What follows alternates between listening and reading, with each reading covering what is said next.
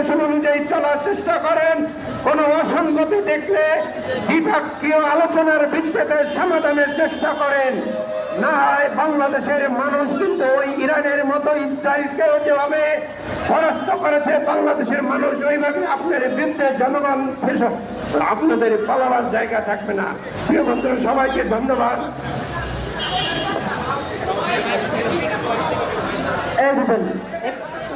এ পর্যায়ে বক্তব্য দেবেন আমাদের সকলের প্রিয় বিএনপি চেয়ারপারসন উপদেষ্টা সম্মেলনের অন্যতম সদস্য জনাব হাবিবুর রহমান হাবিব ভাই।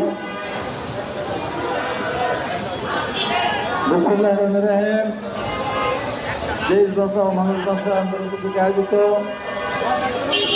ভারত থেকে পুতিনের প্রতিবাদে আয়োজিত আজকের এই সমাবেশের সভাপতি আমার অত্যন্ত স্নেহজনক জনাব রিপন, আজকের অনুষ্ঠানের প্রধান অতিথি কেন্দ্রীয় সংসদের ভাইস চেয়ারম্যান সাবেক সংসদ সদস্য সাবেক শামসুর বিদু ভাই, রান ফারুক রহমান সহ সম্মানিত প্রিয় ভাই, আসসালামু আলাইকুম।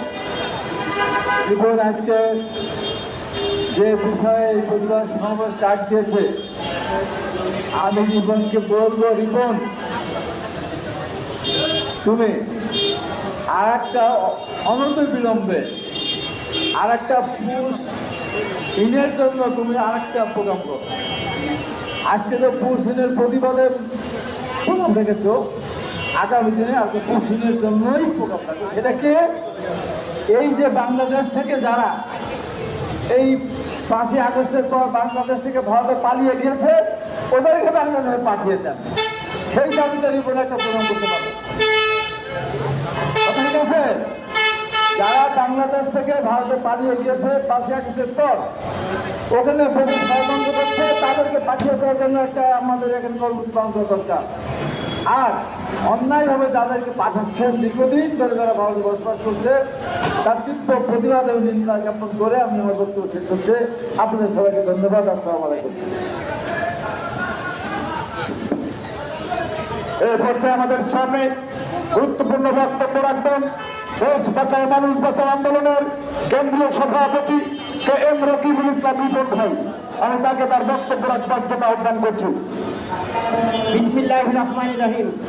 দেশ বাঁচাও মানুষ বাঁচাও আন্দোলন কর্তৃক আয়োজিত আজকের এই নাগরিক সমাবেশের সম্মানিত প্রধান অতিথি, গণমানুষের নেতা, আমাদের সকলের প্রিয় জনাব বিএনপির ভাইস চেয়ারম্যান শামসুজ্জামান বিদু ভাই, প্রধান বক্তা আমাদের সকলের প্রিয় বিএনপি চেয়ারপারসন উপদেষ্টা মণ্ডলীর অন্যতম সদস্য জনাব হাবিবুর রহমান হাবিব ভাই, লায়ন ফারুক রহমান, কারি আবু তাহের, শামীম কাসেম মন্ডল ভাই, সাদি ভাই সহ বিভিন্ন পর্যায়ের নেতৃবৃন্দ এবং দেশ বাঁচাও মানুষ বাঁচাও আন্দোলনের সংগ্রামী সাধারণ সম্পাদক জুয়েল আসাদুজ্জামান জুয়েল ভাই সহ বিভিন্ন পর্যায়ের নেতৃবৃন্দ, আমরা সকলকে সংগ্রামী শুভেচ্ছা জানাচ্ছি। বন্ধুরা, আপনারা জানেন যে আমাদের আজকের এই প্রোগ্রামে অনেকেই বক্তব্য দেওয়ার কথা ছিল, আমরা বক্তব্য দেওয়াতে পারিনি। প্রকৃতির আবহাওয়ার কারণের জন্য আমরা দুঃখ প্রকাশ করছি। আমি আমার দুটি কথা বলে আমি শেষ করতে চাই। আপনারা জানেন যে আজকে কয়েকটি গণমাধ্যম তারা একটি রিপোর্ট করেছে ভারত থেকে কি পরিমাণ দূষণ করা হচ্ছে বাংলাদেশে। গতকালকে 13 জনকে করেছে, সেই 13 জনের মধ্যে নারী এবং শিশু। এই যে বাংলাদেশের বিভিন্ন সীমান্ত দিয়ে যেভাবে দূষণ করা হচ্ছে, এটা বাংলাদেশের জন্য ভয়াবহ বলে আমরা মনে করি। আপনারা দেখেছেন যে পশ্চিমবঙ্গের যিনি দায়িত্বে আছেন মমতা ব্যানার্জি, তিনিও কিন্তু আক্ষেপ করে বলেছেন যে ভারত বাংলা ভাষাভাষী যারাই বলছে বাংলা ভাষা, তাদেরকে বাংলাদেশে দূষণ করা হচ্ছে। আমরা মোদী সরকারকে স্পষ্ট বার্তা দিতে চাই, আপনারা গত 17 বছরে বাংলাদেশে নাচনেওয়ালা পুতুলকে শেখ হাসিনাকে রেখেছিলেন, সেই পুতুল দিয়ে বাংলাদেশের মানুষকে দাবিয়ে রাখতে পারেননি। বাংলাদেশের মানুষ সেই পুতুল আপনার কোলে তুলে দিয়েছে। কাজেই বাংলাদেশ নিয়ে আপনি যতই ষড়যন্ত্র করেন না কেন, কোনো কাজ হবে না। বাংলাদেশের সকল শ্রেণী পেশার মানুষকে ঐক্যবদ্ধ হয়ে সীমান্ত পাহারা দিতে হবে এবং বাংলাদেশের সার্বভৌমত্বকে রক্ষা করতে হবে।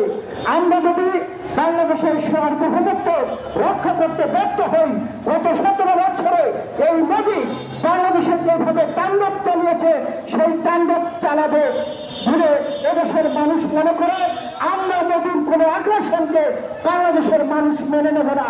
আমরা দিনের প্রতি দিনের মতো বাঁচতে চাই, সকল সীমান্তে পাহারা দিয়ে আমরা আমাদের সার্বভৌমত্বকে রক্ষা করব। সকলকে ধন্যবাদ জানিয়ে আমি আমার কথা শেষ করছি। এ পর্যায়ে বক্তব্য নিয়ে আসবেন আজকের প্রধান অতিথি গণমানুষের নেতা, আমাদের সকলের প্রিয় বিএনপি ভাইস চেয়ারম্যান জননেতা জনাব শামসুজ্জামান বিটু ভাই প্রধান অতিথির বক্তব্য নিয়ে আসছেন।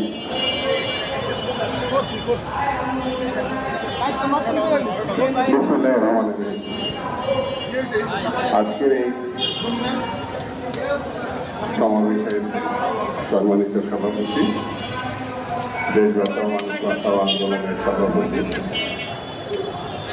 নির্যাতিত জননেতা জনাব রিপন, সম্মানিত আজকের বিশেষ অতিথিবৃন্দ, সাংবাদিক বন্ধুরা,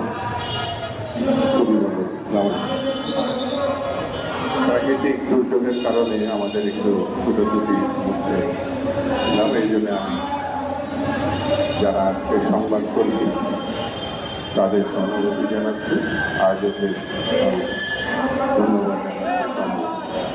বন্ধুরা, ভারত রাষ্ট্র হিসাবে আমরা বলেছি, ভারত স্বাধীনতা যুদ্ধের সময় আমাদেরকে সাহায্য করে। আজকে 50 থেকে 54 বছর হল ভারতের কাছ থেকে আমরা যে বন্ধুত্ব দেখেছি সেগুলো বড়ই মর্মান্তিক। আমাদের পদ্মা খালে রূপান্তরিত হয়েছে, আমাদের চেষ্টায় কোনো পানি নাই, সুস্থও নাই।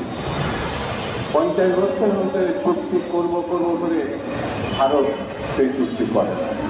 ইদারে সরকারের পতনের পর, হাসিনা সরকারের পতনের পর, স্বৈরাচারী সরকারের পতনের পর যে পরিস্থিতি এখন,